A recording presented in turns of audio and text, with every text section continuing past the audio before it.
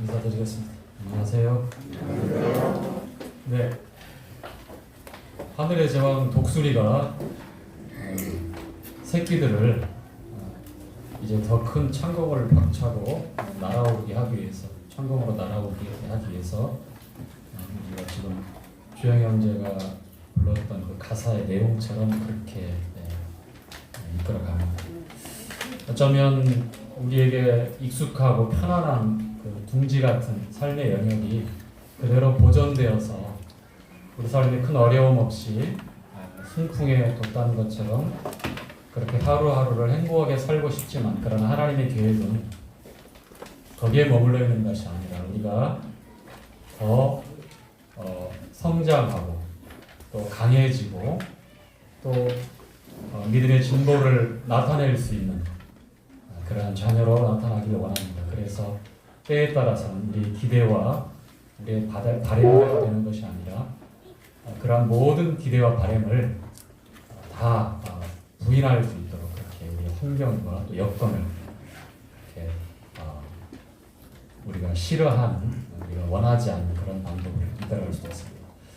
그러나 우리 성도들에게는 우연이라는 건 없죠, 그렇죠? 내가 생각하는, 그리고 내가 기대하고 바라는 그 점이 하나님의 뜻이다라고 우겨서도 안 됩니다.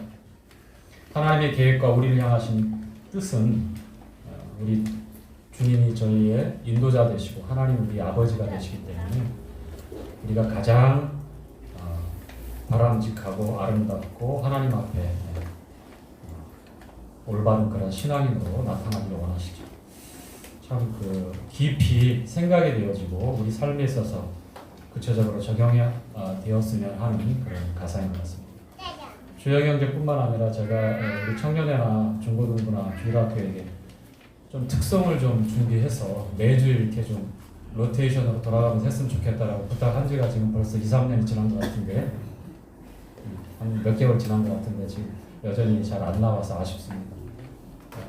우리 좀 준비해서 매주마다 이렇게 교회 앞에서 특성도 하고 싶어도 그럴 기회가 주어지지 않으면 얼마나 아쉽습니까? 그렇죠?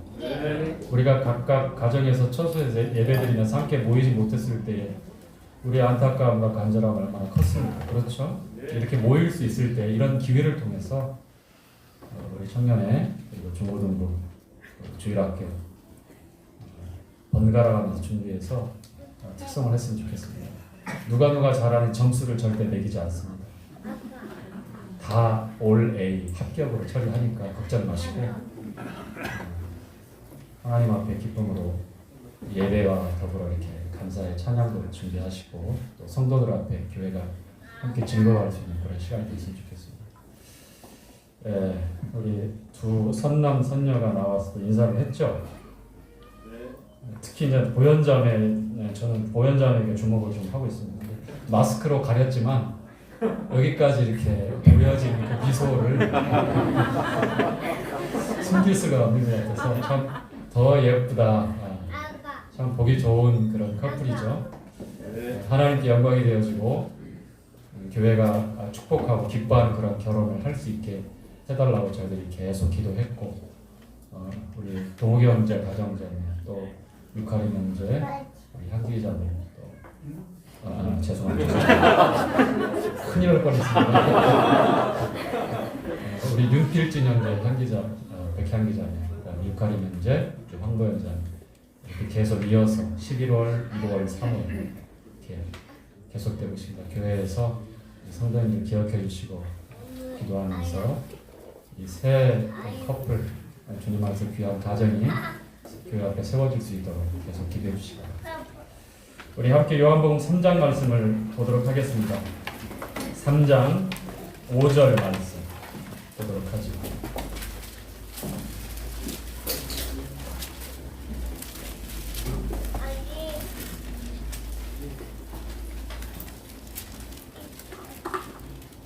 예수께서 시작. 예수께서 대답하시되 진실로 진실로 내게 이르노니 사람이 물과 성령으로 나지 아니하면 하나님 나라에 들어갈 수 없느니라.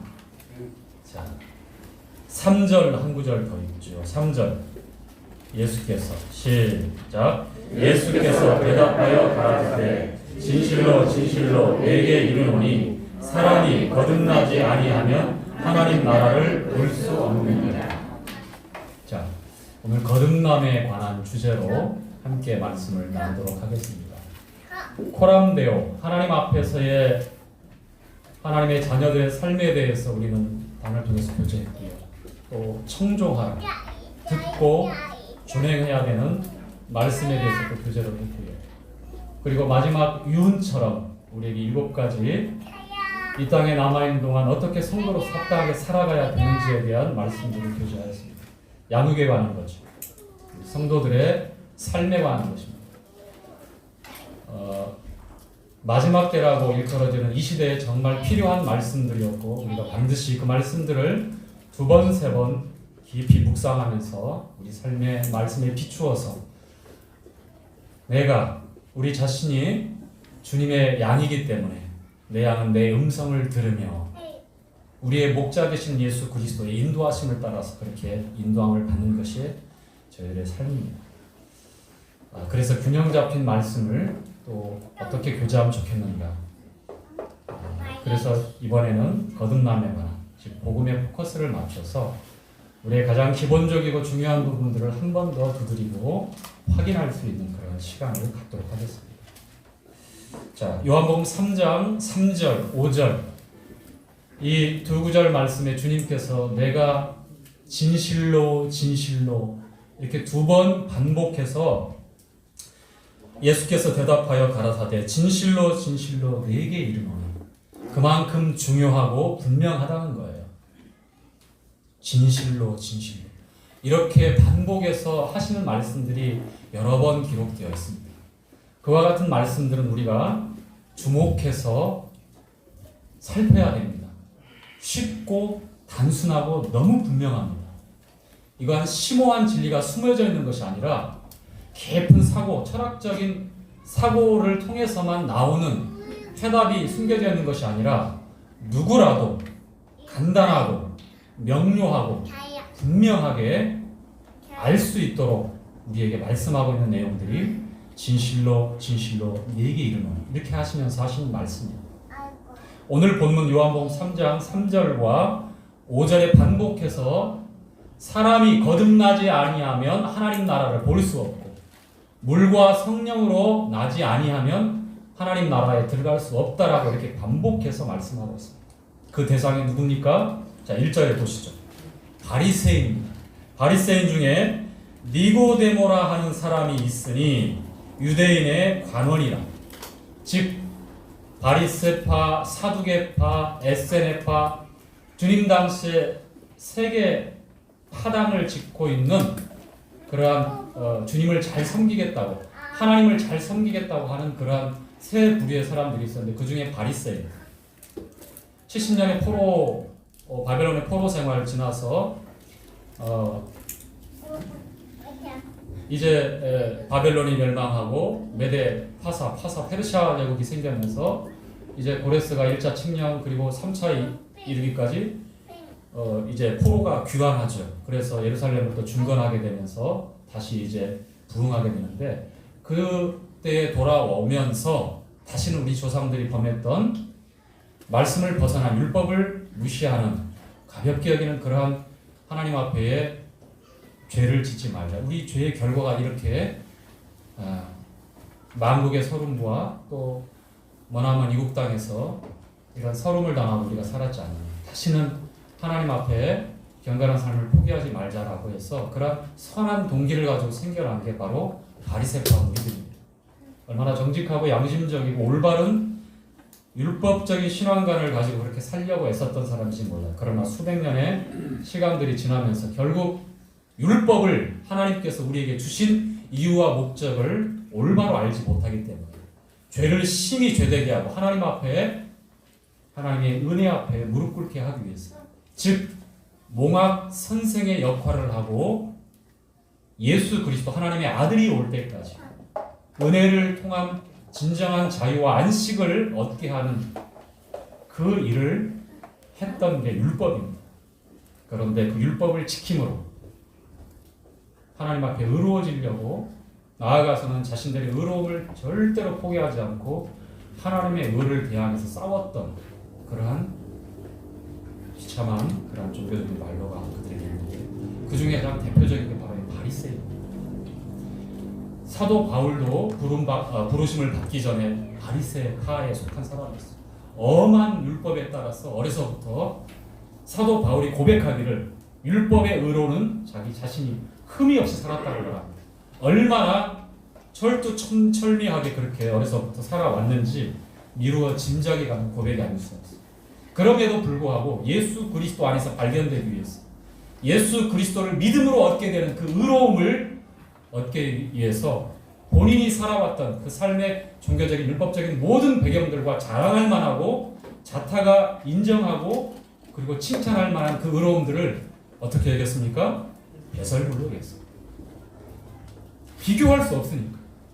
하나님이 하나님의 아들 예수 그리스도를 통해서 우리에게 주시는 그 의로움은 이 땅에서 인생들이 이루고자 하고 완성하고자 하고 유지하고자 하는 그 사람에 의하고는 비교 자체가 불가능한 겁니다. 마치 태양빛 앞에 아무리 밝은 조명을 갖다 대어도 그 조명빛은 어두울 뿐이에요.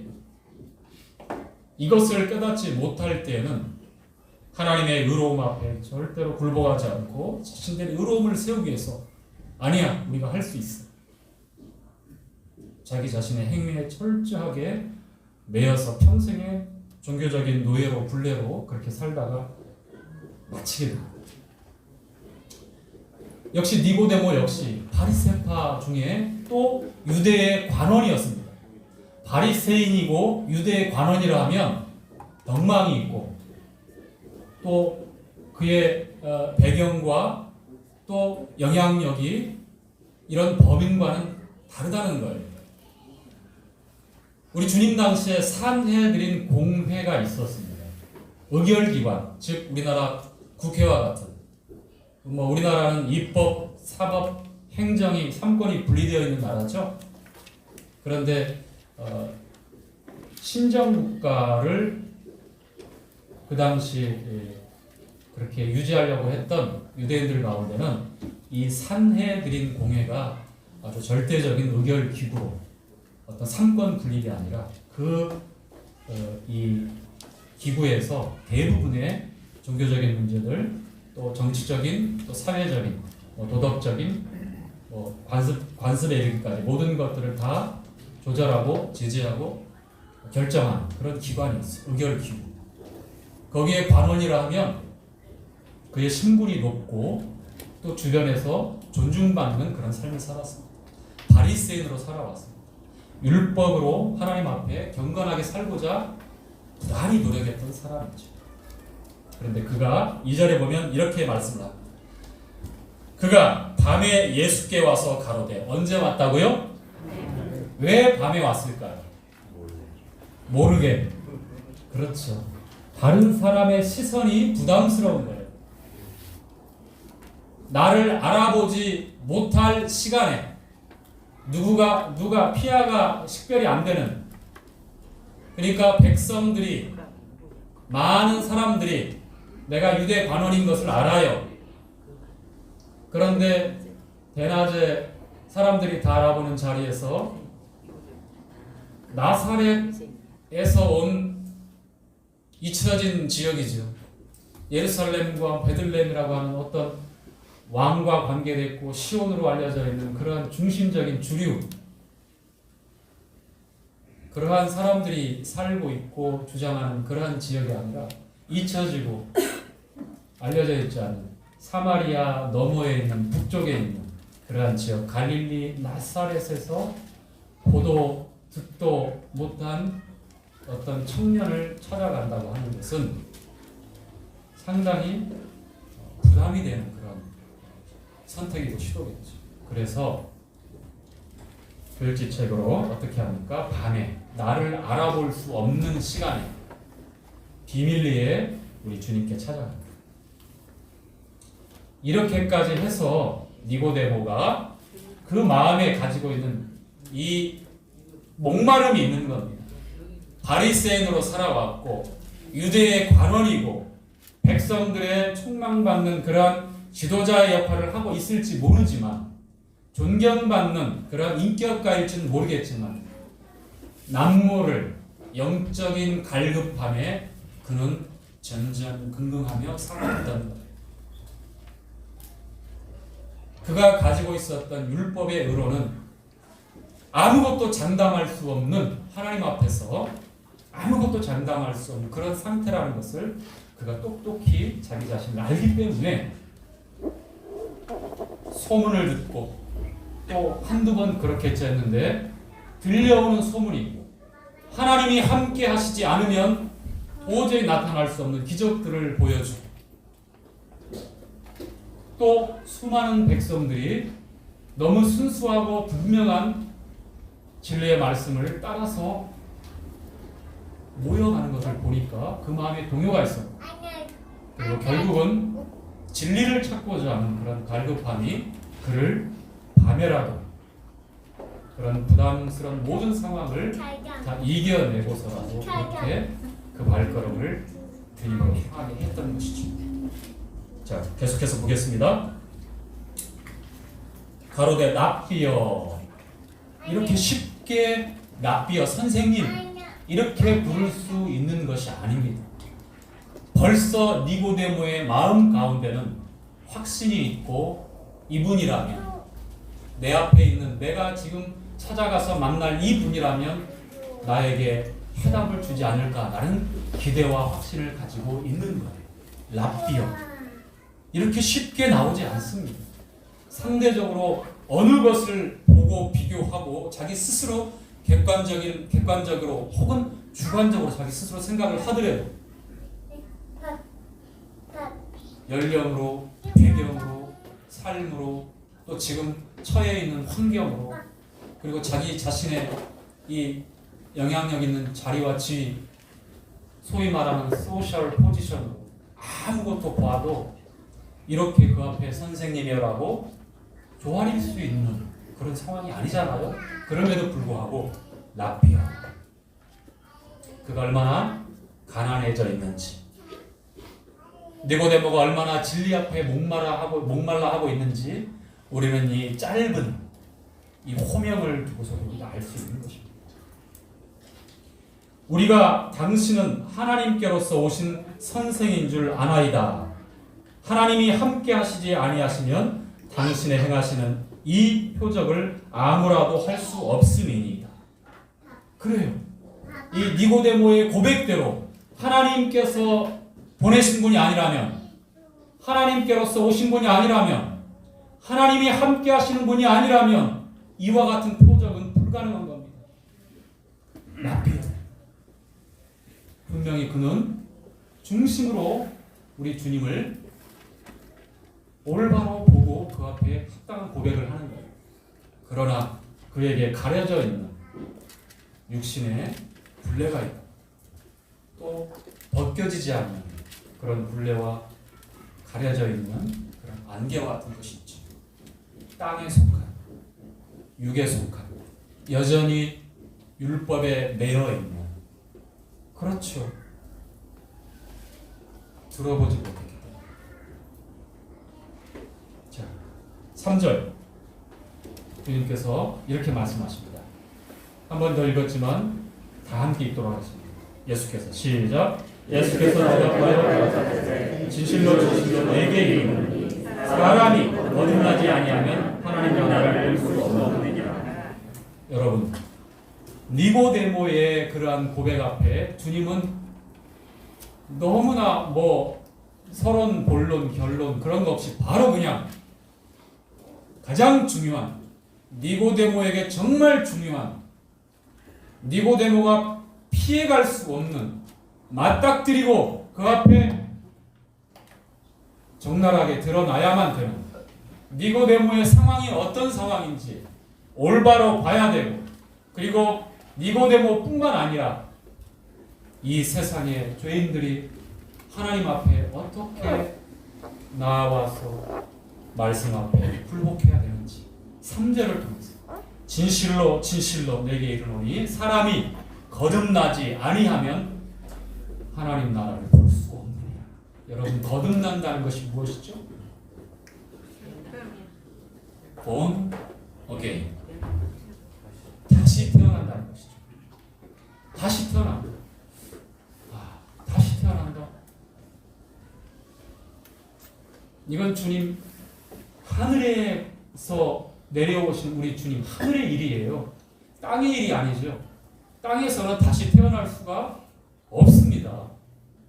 그러니까 4절에 니고데모가 땅에 속한 지금까지 살아왔던 그 경험과 알고 있는 상식적인 선에서 이렇게 얘기하죠.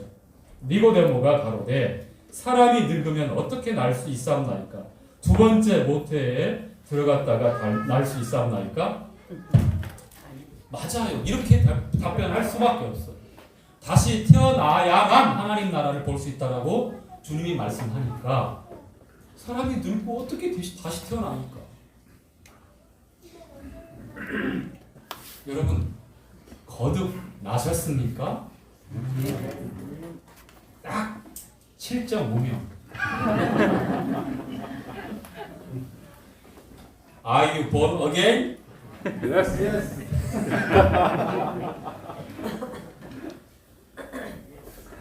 성도들은 거듭나지 않은 사람이 없어요. 그래서 잘 들으시고 거듭남에 관한 올바른 이해, 말씀이 어떻게 증거하는지를 우리가 잘 알아야 합니다. 막연한 게 아니에요. 거듭난다고 하는 것은 위로부터 태어난다라는 말입니다. 자, 그러면 정리가 되어지죠.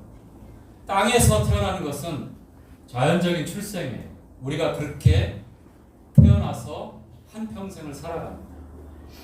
생로병사라고 하는 인생의 길에 누구도 예외 없이 그 길을 걸어가고 있고 누구도 벗어날 수가 없어요. 나고 늙고 병들고 죽습니다. 이와 같은 땅에서의 첫 번째 출생은 아무리 노력하고 아무리 발버둥쳐도 하나님 나라를 볼 수 있는 것이 아니에요. 이 땅에서 얻은 생명의 능력, 아담으로부터 물려받은 첫 번째 출생을 가지고는 불가능한 것이 거듭남입니다. 이 거듭남은 하나님으로부터 태어나는 것이고 성령으로 태어나는 것이 거듭남입니다. 5절 보시죠. 자, 함께 읽겠습니다. 시작. 예수께서 대답하시되 진실로 진실로 내게 이르노니 사람이 물과 성령으로 나지 아니하면 하나님 나라에 들어갈 수 없느니라. 여기서 한 번 더 강조하십니다. 물에서 나고 물과 성령으로, 물에서 나고 성령으로 나지 아니하면, 두 번 태어나지 아니하면 하나님 나라에 들어갈 수 없다라고 말씀을 하는 거예요. 그것을 6절에서 이렇게 말씀하고 있습니다. 부연해서 다시 한번 설명하는데, 자, 육으로 난 것은 육이요. 육으로 자연적인 출생은 육입니다. 자연적인 첫 번째 출생은 이 자연스러운 땅에 속한 아담에 속한 생명이라고 하는 겁니다. 그것이 아무리 돋보이는 인격이라 할지라도 성현 군자라고 일컬어지는 사람들이 추앙하고 존중하는 그러한 가치를 매기고 그렇게 숭상하는 거라 할지라도 이 땅에 속한 것들은 절대로 거듭날 수가 없고 그러한 능력이 주어지지 않습니다. 육으로 난 것은 육이에요. 자, 하나님께서 하나님의 형상대로 흙으로 아담을 빚었어요. 하나님의 형상대로. 그런데 아담은 셋을 낳을 때 성경은 이렇게 기록합니다. 그 형상은 온데간데 없어지고 자기의 형상대로 셋을 낳았다고 성경은 기록해요. 왜 그렇게 되었죠? 죄가 세상에 들어오고 아담이 하나님이 말씀하신 대로 먹는 날에는 어떻게 한다고 그랬어요? 반드시 정령 죽으리라 라고 주님 말씀하신 대로 그날 선악을 알게 하는 이 지식의 나무, 이 선악과를 따먹는 그날에 아담은 죽었습니다. 무슨 소리입니까? 930년 넘게 살았는데. 예, 육체의 생명, 땅에 속한 생명은 그 장구한 910년의 세월을 살았을지 모르지만 그날 아담은 죽었습니다. 무엇이 죽었죠? 영이 죽었습니다. 하나님과 연결되어진 그 생명이 잘라져 버렸어요. 그래서 하나님의 음성이 들릴 때에 그 거룩한 하나님의 빛 가운데 꺼리낌 없이 나갈 수 있는 것이 아니라 벗었으므로 두려워하여 숨었나이다. 하나님의 음성을 피하여 이제 점점점 어두운 곳을 향해서 도망치는 삶을 살아요. 그게 자연적인 출생, 이 땅에 있는 생명을 가진. 그래서 사람들이 종교의 힘으로 혹은 법과 제도를 만들어서 양심의 순수함을 또 닦아서 사람들이 존중하고 인정하는 어떤 가치를 만듭니다. 법과 제도를 통해서 뭔가를 만들어 보려고 하지만 이제 하나님과의 그 생명이 단절되어 있기 때문에, 영이 죽어 있기 때문에 다시 태어나야만, 위로부터 태어나야만 하나님 나라에 들어갈 수 있게 되는 거죠. 육으로 난 것은 육이요. 6절에 성령으로 난 것은 영이니. 자, 성령으로 난 것이 무엇이라고요? 영이다. 영. 그래서 우리가 이 땅에 응애하고 태어나서 이 땅에 들어올 때에 영은 죽어있는, 영이 죽어있는 몸과 혼, 죽어버린 영을 가지고 태어나는 그러한 존재로 평생에 살아요. 마태복음 8장 우리 교제했죠?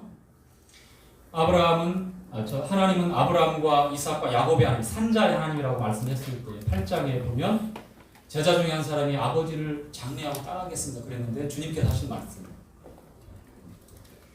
저희 죽은 자들로 저희 죽은 자를 장사하게 하고 너는 나를 쫓으라. 분명히 살아서 의식주를 하고 있고 생리현상이 우리하고 똑같아요. 제자들하고 똑같습니다. 주님도 똑같이 하셔. 사람의 몸을 입고 오신 주님. 그런데도 불구하고 주님은 세상의 대부분의 사람, 하나님의 자녀가 아닌 사람들 향해 죽은 자들로 저희 죽은 자, 진짜 죽어버린, 사망한, 뇌파가 정지되고 심장이 멈춰져 버린, 호흡이 끊어진 그 사람, 정말 죽어버린 사람을 장사하라고 말합니다. 죽은 자들이라고 이렇게 선언하셨어요. 왜 그러셨습니까? 아담의 자손들은 이 땅에서 죽은 자로 오는 거예요. 그래서 다시 태어나지 않으면 하나님 나라를 볼 수가 없고 들어갈 수 없는 거죠. 육으로 난 것은 육이요. 아무리 육을 개발하고 가꾸고 아무리 우리가 다듬어도 육이에요, 육. 그런데 상대적으로 비교해서 그것이 높아 보이고 존귀해 보이고 아름다워 보이고 숭고해 보이고 그 앞에서 고개를 절로 숙일 만큼 감동스러우니까 그것이 하나님이 받으실 만한 의로움이라고 생각한다면 아니오시다. 천만에 만만에 쑥떡콩떡 오늘 떡이 나오는 거 죄송합니다. 결코 그렇지 않습니다. 성령으로 나야 합니다. 자, 요한복음 1장 12절 13절 두 구절 말씀 한 장만 거꾸로 한번 가보시죠. 영접하는 자 시작. 영접하는 자 곧 그 이름을 믿는 자들에게는 하나님의 자녀가 되는 것을 주셨으니. 자, 거기까지요. 영접이라는 것, 받아들인다는 겁니다. 그것을 가리켜서 곧 그 이름을 믿는 자들, 즉 주 예수 그리스도, 하나님께서 보내신 하나님의 아들을, 그 이름을 믿는 자가 바로 영접하는 자다라고 성경은 말씀하고 있으며 13절에 이렇게 말씀합니다. 함께 읽죠. 이는 혈통으로나 육정으로나 사람의 뜻으로 나지 아니하고 오직 하나님께로서 난 자들이니라. 성령으로 난 것은 영이다 라고 했을 때에 하나님께로서 난 자들을 가리켜서 성령으로 난 것은 영이다. 바로 영이 살아나야 합니다. 위로부터 태어나야만 거듭났다라고 말씀합니다. 그러기 위해서 그러면 어떻게 돼야 되느냐? 계속해서 한번 읽어보죠. 이 말씀이 어렵기 때문에 니고데모는 우리처럼 이 땅에 있는 일들로만 찾고 이해하려고 합니다. 그가 가지고 있는 상식적인 사원에서, 종교적인 범주에서 그가 알 수 있는 과학적인 모든 지식을 동원한다 할지라도 이 하늘에서 내려오신 분, 하늘에 속한 일, 이 신비에 관한 거듭남에 대해서는 도무지 이해할 수가 없어요. 이해가 안 돼요. 그럴 능력이 없습니다. 자, 다시 3장으로 오시면 3장 7절에 이런 말씀이 있습니다. 내가 네게 거듭나야 하겠다 하는 말을 기이 여기지 말라. 이것을 이상하게 어렵게 생각하지 말라. 자, 주목하시도록 8절 바람이 임으로 불매 네가 그 소리를 들어도 어디서 오며 어디로 가는지 알지 못하나니 성령으로 난 사람은 다 이러하니라. 우리 주님께서는 바람을 예를 들어서 거듭남에 대해서 말씀을 하고 있습니다. 자, 아담이 먼저 주님이 부활하셨을 때에 다락방에 두려워서 숨어있는 제자들에게 나타나셔서 주님께서 너희에게 평강이 있을지어다 이렇게 말씀하셔요. 그리고 세 번째 평강이 있을지어다 말씀하시면서 했던 독특한 행동이 있으셨죠. 자, 교제된 거 기억을 살리면 주님께서 숨을 내쉬며 요한복음 10장에 그렇게 기록되어 있습니다. 주님께서 숨을 내쉬며 가라사대 성령을 어떻게 하라? 받으라. 숨을 내쉴 때 어떻게 내시죠? 우리 윤기 형제님 하면 대표적으로 와, 그렇죠. 숨을 내쉴 때 숨을 내셨다고 했을 때는 제자들이 다 주님께서 소리도 모양도 알 수 있도록 그렇게 표정과 그렇게 의성어, 의태어 다 동원하셔서 제자들에게 분명히 교육하시는 거예요. 깨닫게 하시려고 그렇게 하시는 거란 말이에요. 성령을 받아.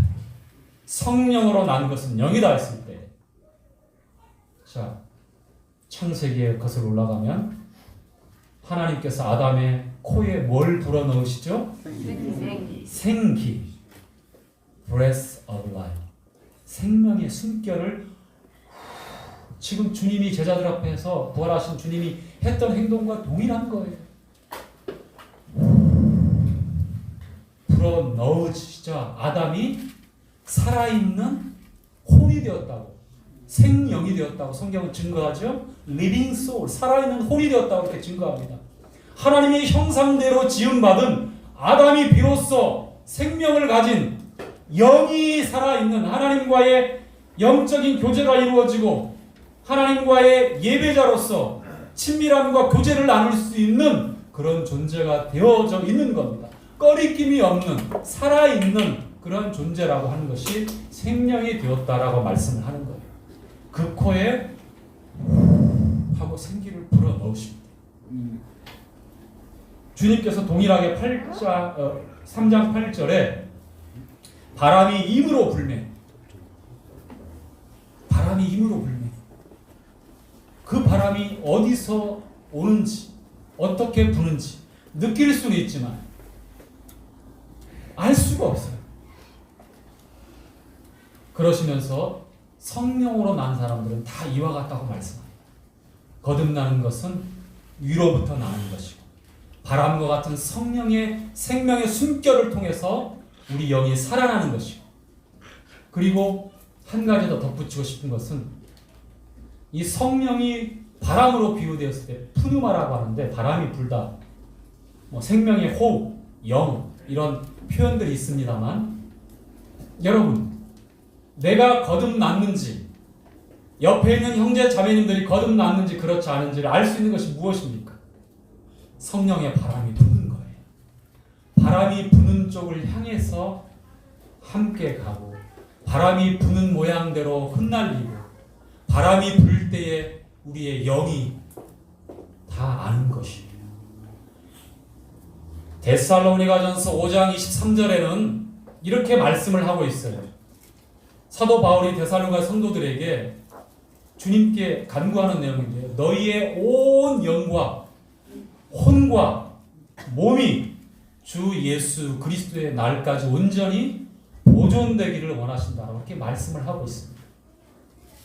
내가 성령으로 내 영이 거듭났다. 어떻게 알 수 있습니까?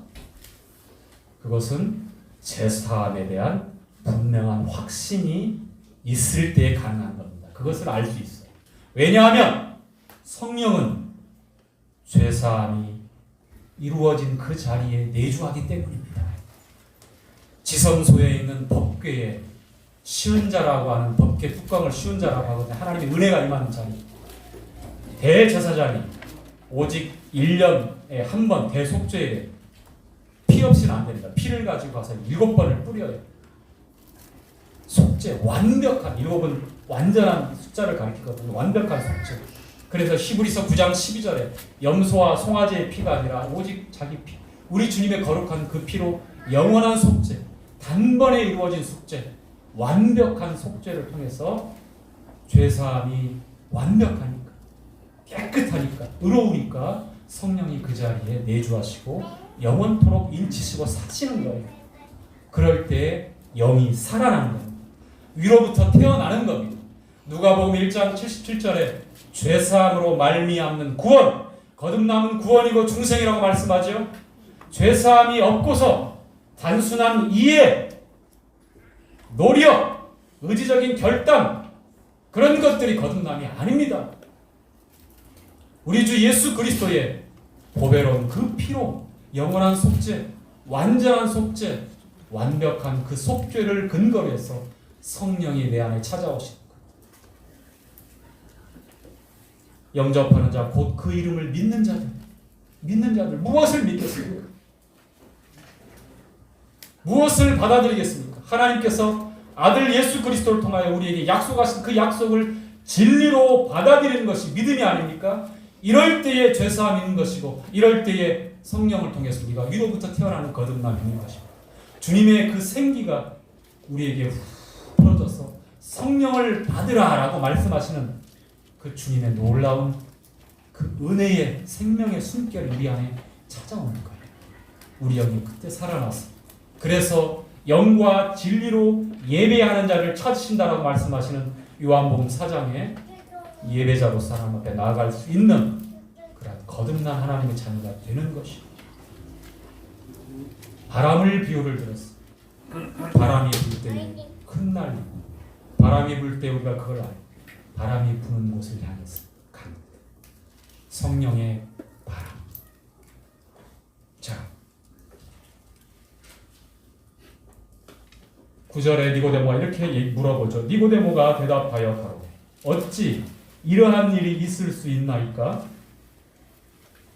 10절에 예수께서 가라사대 너는 이스라엘의 선생으로서 이러한 일을 알지 못하느냐? 진실로 진실로 내게 이르노니 우리 아는 것을 말하고 본 것을 증거하노라. 그러나 너희가 우리 증거를 받지 아니하는도다. 12절에 내가 땅의 일을 말하여도 너희가 믿지 아니하거든. 하물며 하늘 일을 말하면 어떻게 믿겠느냐? 하늘에서 내려온 자 곧 인자 외에는 하늘에 올라간 자가 없느니라. 이 말씀은 한 번 더 말씀을 드리면, 하늘에서 내려온 자, 인자라는 말씀은 하늘에 있는 자. 무슨 말씀인지 아시겠어요? 주님이 하늘로부터 내려오셨죠? 여전히 하늘에 있는 자라고 성경은 기록하고 있는 거예요. 그 말씀과 여자적인 표현으로 해서 똑같은 의미예요. 하나님이시다는 얘기입니다. 하늘에 속한 일, 삼위일체에 대한 분명한 증거가 이 말씀을 통해서 하늘에서 내려오신 인자라는 표현을 통해서 한 번 더 알 수 있는데요. 자, 13절 계속해서, 자, 14절. 자, 모세가 광야에서 뱀을 든 것 같이 인자도 들려야 하리니 이는 저를 믿는 자마다 영생을 얻게 하려 하심이니라. 자, 민수기 21장에 주님을 믿는다고 하는 것, 거듭난다고 하는 것 한 번 더 쉽게 설명하기 위해서 주님은 민수기 21장에 나와 있는 이스라엘 백성들의 불순종에 주님께서 징계하실 때에 맹독사들을 보내셔서 수많은 사람들이 이제 고열에 시달리다가 죽게 하는 그런 재앙을 당하게 하십니다. 그래서 백성들이 긍휼을 구하고 주님 앞에 회개할 때에 모세에게 살 길을 예비하시죠. 그게 뭐죠? 21장 4절부터 9절까지 나오는데요. 장대 큰 기둥에 높은 기둥에 구리뱀, 놋뱀, 구리로 놋뱀을 만들어서 뱀을 만들어서 세워라. 그리고 하신 약속이 있습니다. 해열제를 찾다든지 해독제를 찾아서 선인장을 찢어라 아니면 무슨 약초를 해서 그런 민간요법이 아니었죠. 뭐였습니까? 너무 단순하고 분명하고 쉬운 그런 하나님의 약속의 방법을 제시하시죠. 무엇입니까? 쳐다보라. 높은 장대에 매달려 있는 그 놋뱀, 구리로 만든 그 뱀을 쳐다보라고 말씀을 한 거예요. 하나님의 약속과 초대와 우리를 구원하시는 방법, 거듭난다고 하는 것, 구원받는다고 하는 것은 심오하거나 어렵거나 무릇 범인들이 접근할 수 없는 그런 굉장히 어려운 상황이 아니에요. 누구든지 믿는 자마다. 그러나 분명한 한 가지 과정이 있죠. 본인이 뱀에 물려서 죽을 수밖에 없는, 죽음을 피할 수 없는 그런 절망적인 존재라고 하는 사실을 깨닫지 못합니다. 그러나 이스라엘 백성들은 그 환부를 보고 또 자기가 고열에 시달리고 있는 상황에서 누구라도 부인할 수 없죠. 그래서 모세를 통해서 하신 그 약속을, 하나님의 살 수 있는 약속을 모든 백성이 듣고 어떻게 됩니까? 쳐다보니 어떻게 됐어요? 살았어요. 너무 놀라운 기적이 일어났죠. 하나님은 예수 그리스도, 우리 주님을 통해서 성령을 통해 우리가 거듭 우리 영이 태어나는, 위로부터 태어나는 그런 구원받는 것을 원하십니다. 오늘도 여전히 쳐다본즉 살더라라는 말씀은 정말 유해해요. 우리 믿음의 도리, 신앙 고백의 사도시며 대제사장인 예수를 생각하라. 믿음의 창시자요 완성자이신 우리 주님을 바라보라고, 생각하고 바라보라고. 굉장히 쉽죠? 단순하죠? 분명합니다. 주님을 바라보면 살아요. 주님을 믿는다는 것은 예수 그리스도가 나의 구세주라고 하는, 이래도 되고 저래도 되고 이럴 수도 있고 저럴 수도 있다는 그런 가능성을 놓고 있는 것이 아니라 절대적인 그런 믿음으로 주님을 바라보는 거예요. 어렵지 않습니다. 전혀 어렵지 않습니다. 내가 어떤 존재인지, 나에게는 정말 희망이 없구나, 소망이 없구나. 육으로 가는 것은 육입니다. 혈통으로나 육적으로나 사람의 뜻으로는 어떻게 될 수 있는 문제가 아닙니다. 이 땅에 속한 일들로는 불가능합니다. 오직 하나님에 의해서, 예수 그리스도에 의해서. 자, 16절, 17절 함께 읽고 마치도록 하겠습니다. 시작. 하나님이 세상을 이처럼 사랑하사 독생자를 주셨으니 이는 저를 믿는 자마다 멸망치 않고 영생을 얻게 하려 하심이라. 17절. 하나님이 그 아들을 세상에 보내신 것은 세상을 심판하려 하심이 아니요 저로 말미암아 세상이 구원을 받게 하려 하심이라. 하나님의 마음을 주님이 하루를 천년을 하루처럼 참고 인내하고 기다리시는 것은 아무도 멸망하지 않고 다 구원받기 위함이라고 사도 베드로를 통해서 우리에게 분명히 증거하고 있습니다. 사랑하는 성도님들, 그리고 참으로 거듭나야 되는, 성령으로 그 영이 살아나야 되는, 이것은 쳐다본 즉 살더라라고 말씀하신 대로 주님의 생명의 호흡에 나 자신을 그대로 내어놓으면 삽니다. 거듭남이 필요한 우리 가족들, 이웃들, 친지들, 주님의 이 간절하고 긍휼의 마음을 우리가 잊지 않고, 하나님께서 아들을 보내신 것은 세상을 심판하려 하심이 아니라 저로 말미암아 구원을 받게 하기 위해서. 이것은 변하지 않는 진리며 너무 간단하고 너무 분명하고 우리에게 너무 확실하게 증거하고 있는 진리의 말씀입니다.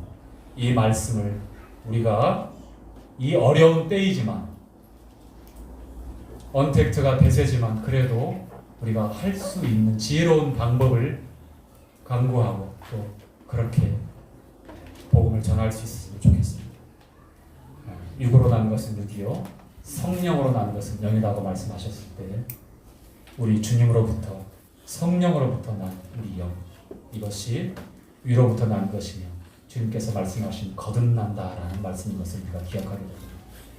진실로 진실로 내게 이르노니 사람이 거듭나지 아니하면 물과 성령으로 나지 아니하면 물에서 나고 성령으로 나지 아니하면 하나님 나라에 들어갈 수 없다라고 말씀하신 우리 주님의 말씀을 소중하게 간직하고 또 깊이 새기는 우리가 되었으면 좋겠습니다. 마치도록 하겠습니다.